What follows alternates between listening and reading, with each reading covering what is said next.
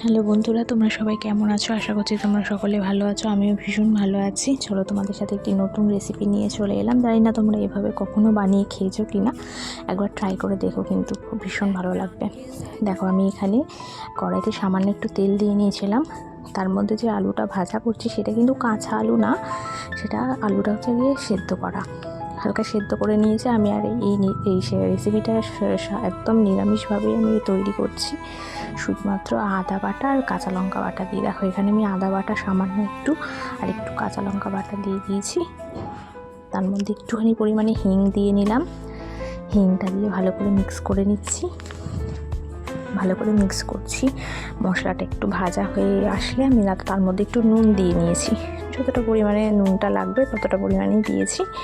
তার মধ্যে দেখো, শুধু কালারের জন্য একটু কাশ্মীরি রেড চিলি ইউজ করেছি, আর কিন্তু কোনো মশলা পড়বে না এর মধ্যে। একদম হালকাভাবে নিরামিষভাবে আমি এটা রেসিপিটা তৈরি করেছি। এর আগে তোমাদের সাথে লুচির রেসিপিটা শেয়ার করেছি, একটা নতুনত্ব পদ্ধতিতে লুচি, তো সেটার সাথে কিন্তু আমি এই আলুর দমটা রেখেছিলাম। তোমরা একদিন ট্রাই করে দেখো, কিন্তু দারুণ লাগবে। যে কোনো পুজোতে বা কোনো নিরামিষের দিনে কিন্তু তোমরা এটা খেতেই পারো, সকালের টিফিনে আরামসে তোমরা সবাই মিলে খেতে পারো, ভীষণ ভালো লাগবে, সবাই কিন্তু পছন্দও করবে।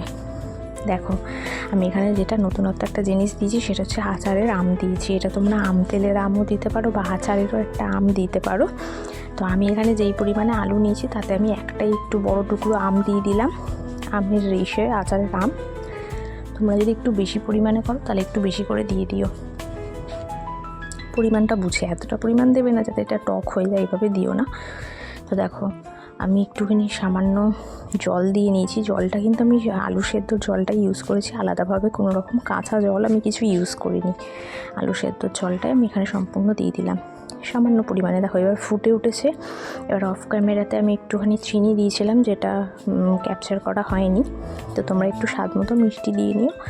লুচি টুচি এইসব সাথে জানো তো, একটু মিষ্টি মিষ্টি একটু তরকারিটা হলে ভালো হয়, টক ঝাল মিষ্টি তরকারিটা কিন্তু পুরো এরকম হবে। তোমরা একটু কিন্তু এটা বানিয়ে খেয়ে দেখে জানিও আমাকে।